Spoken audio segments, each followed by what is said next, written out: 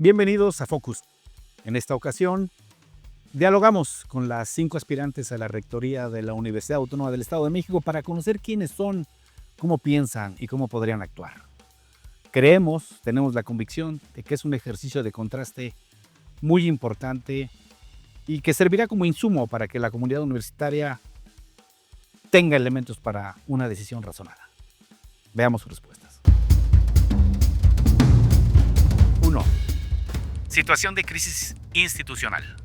Imaginemos que durante su gestión estalla una crisis interna en la universidad como una huelga estudiantil o un escándalo de corrupción. ¿Cómo manejaría la situación para resolver el conflicto de manera rápida y efectiva, manteniendo la credibilidad de la institución y el bienestar de la comunidad universitaria? Yo diría que previo a esta respuesta, digamos, tenemos que apuntar mucho hacia la prevención, hacia la comunicación, hacia la identificación de las necesidades y una comunicación abierta, permanente, ágil, que justamente nos indica dónde están los problemas. Bueno, son 2 supuestos diferentes. El primero, una huelga estudiantil puede estallar cuando tú no tomas las medidas necesarias para resolver un conflicto a tiempo. Tengo que decir, mi formación es en mediación también.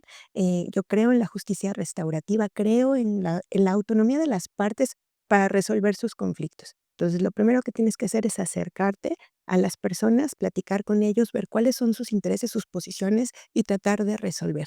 En un proceso de mediación siempre se tiene que ceder. El otro supuesto es completamente diferente. Entonces, si es un escándalo de corrupción, tenemos que ver qué es lo que pasó. La política sí tiene que ser cero tolerancia a la corrupción. Siempre he pensado que la mejor manera de resolver cualquier conflicto es dialogando y ser muy transparentes. No hay nada como hablar de forma directa, buscar el bienestar de todas las partes, ¿no? De los involucrados, las involucradas, dependiendo de la situación. Siempre hay espacios de solución, pero no se pueden generar si no hay diálogo. A través del diálogo es la única manera que yo encuentro para que podamos llegar a acuerdos. Bueno, lo primero es conocer las circunstancias de la huelga, de la crisis que está pasando en la universidad, allegarme de información para saber cuál es el motivo de fondo. Una vez que tenga esta información, lo primero que tengo que hacer es acercarme con el estudiantado, con los alumnos, las alumnas, para conocer de manera directa cuál es su sensación, cuál es su inquietud, cuál es su molestia, y con base en eso poder comenzar a dar soluciones certeras, sin ocurrencias, basándome en la información, pero sobre todo con la comunicación directa. Nada de mandar intermediarios. Me parece que la función de una rectora es estar siempre en comunicación directa con la comunidad. Yo lo primero que haría sería convocar una asamblea de estudiantes para escuchar sus peticiones y para saber cuáles son estas necesidades sentidas que ellos tienen. Claro, con todo respeto, con una comunicación clara entre todos, y creo que es la mejor manera de llegar a solucionar este tipo de problemáticas. 2. Dilema ético. Supongamos que un aliado político o un grupo de poder interno le exige tomar una decisión que beneficia a unos cuantos, pero que va en contra de los intereses de la mayoría de la comunidad universitaria. ¿Cómo actuaría en esa situación y qué valores guiarían su decisión? Otra respuesta complicada, porque de entrada no hay un dilema ético.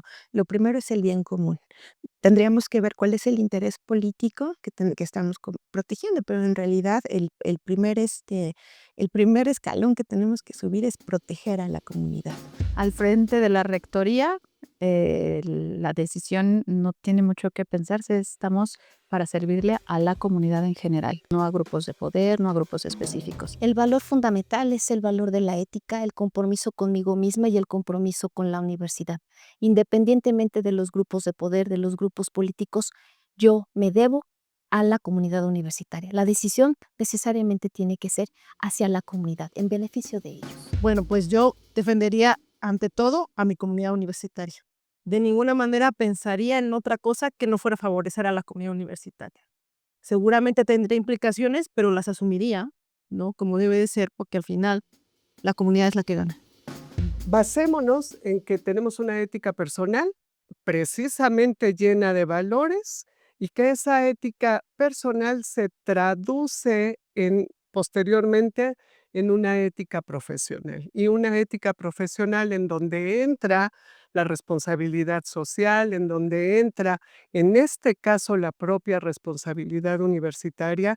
Así es que hay muchos elementos precisamente para poder tomar decisiones que no vayan solo en beneficio de unos y en perjuicio de otros. 3. Toma de decisiones impopulares. En su gestión podría enfrentarse a la necesidad de tomar decisiones impopulares como recortes presupuestales o cambios en los planes de estudio. ¿Cómo comunicaría estas decisiones a la comunidad universitaria y cómo manejaría el descontento que podrían generar?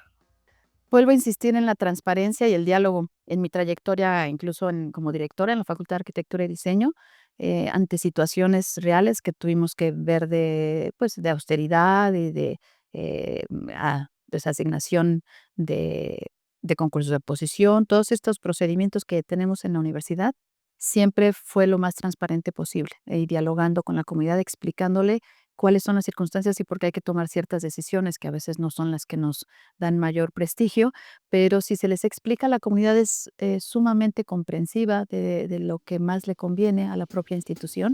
Que lo comunicaría fundamentando la razón, no partiendo de decir es una propuesta unilateral, partir de expresarles a ellos la necesidad de esta razón, comunicándolo de manera directa, pero sobre todo partiendo de darles a ellos una explicación de cuál es el beneficio de esta decisión impopular.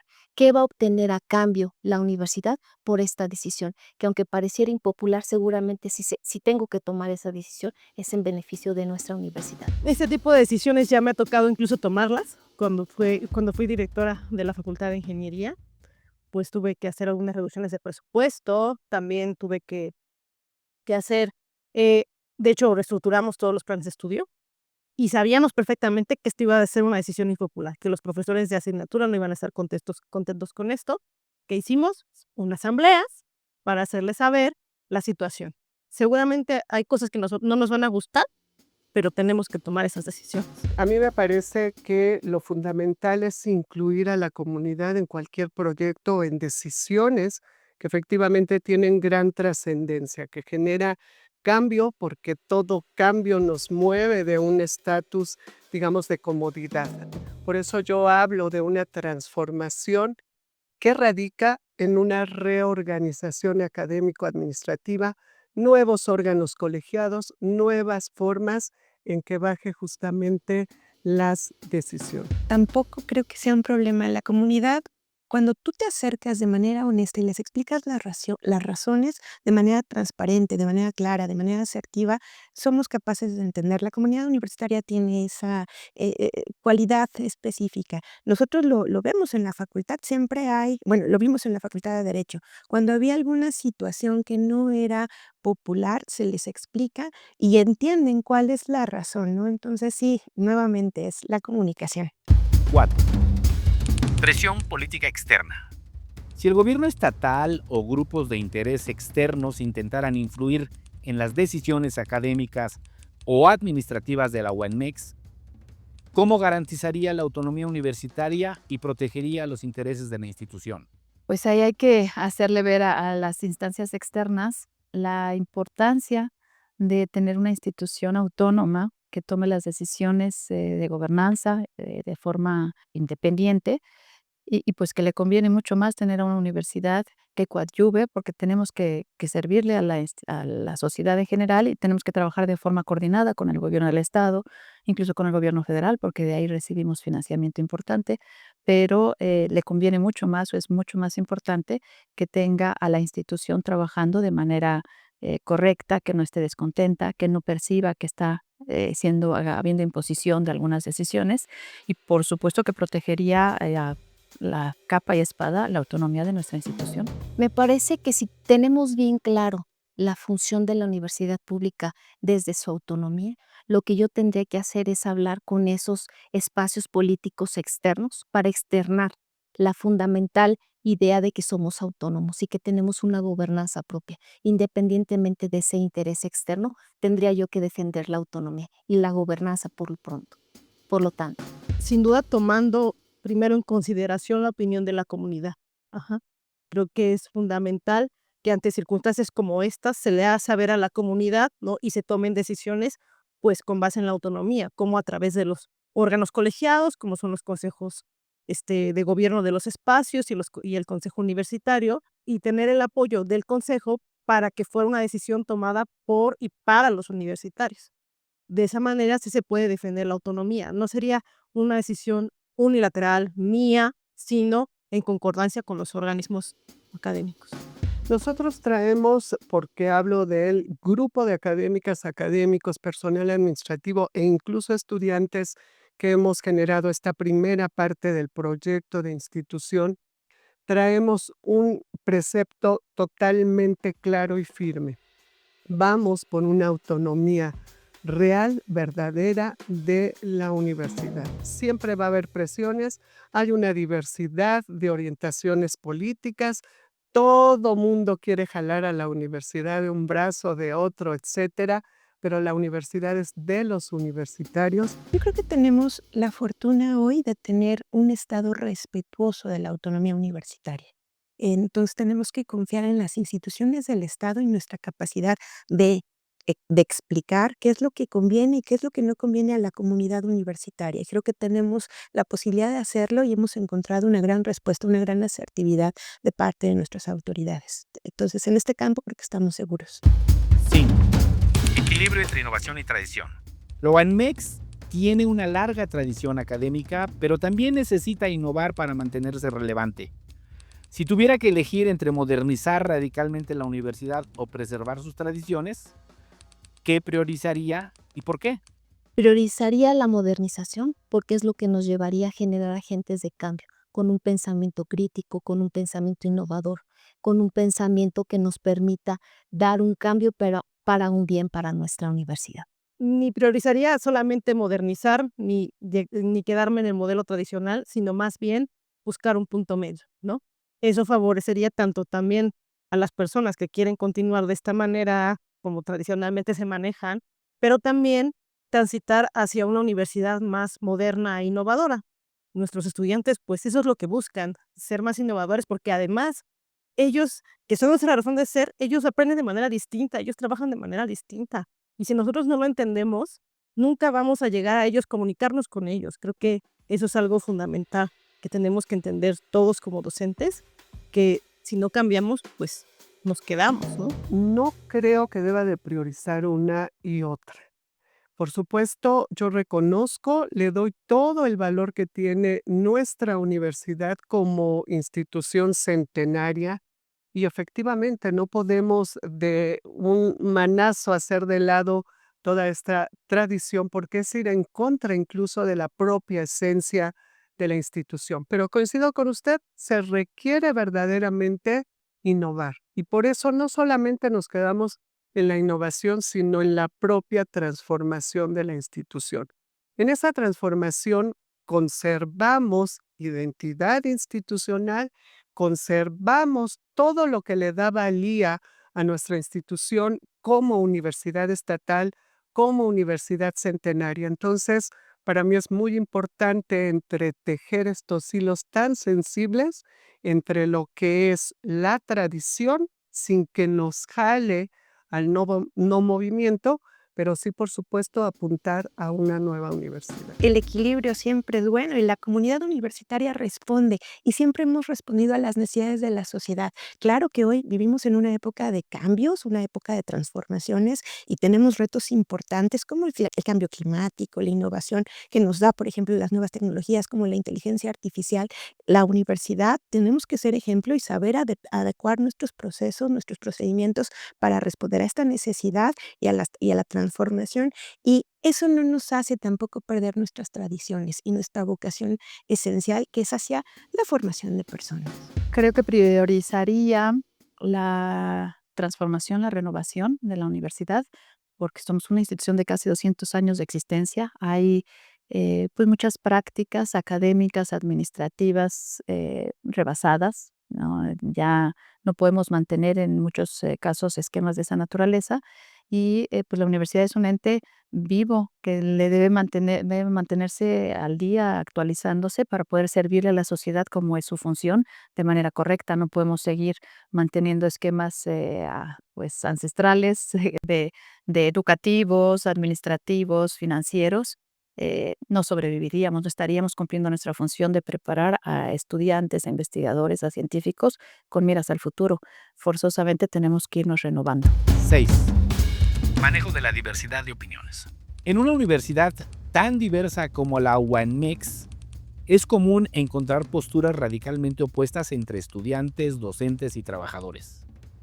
¿Cómo manejaría un escenario en el que dos grupos con visiones completamente diferentes exigen que usted tome partido por uno de ellos? Creo que no tomaría partido, creo que haría una negociación entre ellos. Ujú. Finalmente es mejor, digamos, llegar a un arreglo en el que alguna de las partes va a perder quizás, pero no tomar un partido así de manera radical. Pues me parece que ahí vuelve a entrar justamente esta postura ética, esta visión precisamente de eh, dirigir a la universidad con un sentido de responsabilidad en donde no podemos estar dejando de lado derechos de unos para poder satisfacer los de los otros, ¿no? Sé que habrá momentos en que habrá presiones mayúsculas, sin duda. Somos una institución de libre pensamiento, de criterio amplio, de discusiones. Entonces, no pienso en una universidad de una sola línea en donde no se mueva nada. Vuelvo a apelar justamente a la comunicación, a brindar esos espacios en donde prevalezca también la conciliación. Los universitarios me parece que tenemos esa capacidad de poder llegar a acuerdos. Necesitamos platicar con sus representantes, sus líderes, depende de los grupos, porque luego hay unos que tienen una organización más horizontal, es establecer cuáles son las posiciones de uno y de otro y establecer comunicación. Esta es otra técnica de mediación, es desde una entrevista inicial hasta pues sí, la mediación entre las partes, en donde también, pues una mediación tiene que ser voluntaria, así tenemos que generar pues la empatía entre las dos partes en conflicto para poder generar una solución amigable. Fíjate que esto lo he trabajado incluso o en mis proyectos de investigación, son temas que yo manejo cotidianamente. La diversidad es deseable, qué aburrido sería que todos pensáramos igual y que todos fuéramos iguales. La diversidad es algo que incluso estamos nosotros promoviendo en esta administración muchísimo. Aceptemos la diversidad y promovámosla, ¿no? Visibilicémoslo, veamos las circunstancias de cada persona, de cada grupo de la población y pues es el papel de quien administra poder identificar estas diversas situaciones y circunstancias y darle respuesta de acuerdo a lo que cada uno de estos grupos requiere o necesita. No se trata de priorizar y decir este es el grupo que más necesita y este es el que menos. Se trata de identificar cuáles son las condiciones de esas diferencias, de esa diversidad, y entonces darles lo que a cada uno le corresponde o le ayudaría más o le mejoraría el bienestar en su estancia en nuestra universidad. Con el diálogo, fundamentalmente con el diálogo. Si yo entablo una comunicación directa con el grupo 1 y con el grupo 2, estoy segura que tengo la capacidad para poder llegar a una idea que pueda ayudar a ambos grupos desde el diálogo fundamentalmente. 7. Priorización de recursos limitados. Si tuviera que elegir entre invertir en infraestructura, mejorar los salarios de los docentes o ampliar los programas de becas para estudiantes, ¿cuál sería su prioridad? ¿Y cómo justificaría su decisión ante la comunidad universitaria? Esa sí es una pregunta bien difícil, sin duda. Yo creo que lo que hay que hacer fundamentalmente es sí lograr un equilibrio en esta distribución de los recursos. Pero más bien yo me iría a esa posible gestión de más recursos para no destapar un hoyo y tapar otro. Así es que yo no podría decir voy a descuidar a los estudiantes para que los académicos y los trabajadores administrativos tengan esto cubierto, que son absolutas, reales necesidades que debemos de atender, o viceversa, ¿no? Tengo que hablar de mi programa de trabajo porque está aquí escrito. La vocación es hacia lo sostenible. Dentro de lo sostenible tenemos una parte muy importante que es la inclusión el uso eficiente de los recursos y, claro, la resiliencia medioambiental. En este caso, los 3 sectores son importantes. Los 3 rubros que me menciono son fundamentales para el desarrollo adecuado de las actividades sustantivas de la universidad. Lo que necesitamos hacer es un diagnóstico adecuado y generar una justicia distributiva en donde el uso de los recursos tiene que ser equitativo. Tenemos que enfocarnos en las funciones sustantivas, sin duda alguna, y tenemos que pensar en el bienestar de la comunidad. Entonces, yo creo que si me tuviera que decantar por alguno de estos, tal vez el bienestar de la comunidad universitaria en cuanto a tener buenas condiciones laborales y la infraestructura serían los 2 aspectos que priorizaría. Definitivamente la universidad pública existe por los alumnos y las alumnas. Mi decisión tendría que ser hacia las becas en beneficio de una comunidad porque nos debemos a ellos. En primer lugar, elegiría a los estudiantes, en segundo lugar a los profesores, y en tercer lugar la infraestructura. 8. Liderazgo en tiempos de cambio. La educación superior está en constante evolución, con desafíos como la digitalización, la globalización y la demanda de nuevas habilidades. ¿Cómo lideraría a la UNMEX en este contexto de cambio acelerado y qué riesgos estaría dispuesta a tomar para asegurar el futuro de la institución? Es una visión de futuro. Tenemos que innovar, tenemos que repensarnos. Sí, efectivamente, tenemos muchos retos, también están establecidos. Por ejemplo, creo yo que el programa se llama Ciencia con Conciencia Social. ¿Por qué? Porque no podemos ya desvincularnos. Nuestros procesos educativos tienen que responder a necesidades sociales. La investigación tiene que responder a necesidades sociales. Entonces, esa es nuestra vocación, ser transformadores para resolver el mundo en el que estamos. Se requiere de un liderazgo participativo. Se requiere de tomar las decisiones de forma conjunta con la comunidad. Esta administración contempla la participación de todos los integrantes de la comunidad, estudiantes, administrativos y docentes. Todos aportan algo, todos tienen ideas y experiencias distintas que son bienvenidas. Ese es el tipo de liderazgo al que yo le apuesto. Liderando con diferentes programas transversales, en donde haya logremos permear con un programa específico en donde haya idiomas transversales. ¿A qué me refiero con idiomas?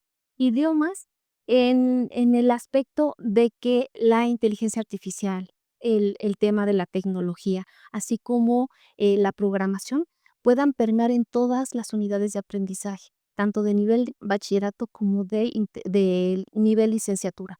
Es decir, que logremos que nuestros estudiantes en el nivel medio superior y superior logre adquirir todos los conocimientos transversales en todas sus unidades de aprendizaje, justo apostándole a la tecnología, apostando al mejor uso de la inteligencia artificial, claro, bajo un código de ética en el uso de estas tecnologías. Yo la lideraría planteando justamente un modelo educativo que incluya todas estas nuevas tecnologías y todos estos nuevos cambios. ¿Para qué? Pues para ser más competitivos, pero sobre todo para que nuestros estudiantes puedan acceder a todas estas nuevas herramientas que tienen, ¿no? La universidad definitivamente no es un ente aislado, como lo he venido señalando en las diferentes comparecencias que ya me han tocado.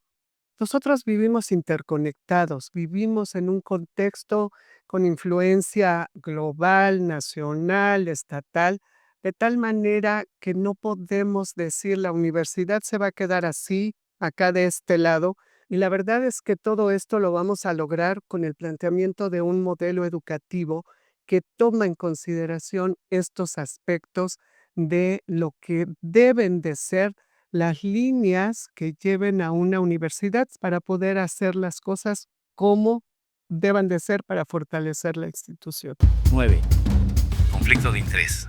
Si durante su campaña o gestión recibiera apoyo de un grupo o individuo con intereses particulares en la universidad, ¿cómo garantizaría que su administración no se vea influenciada por esos intereses y mantenga su independencia?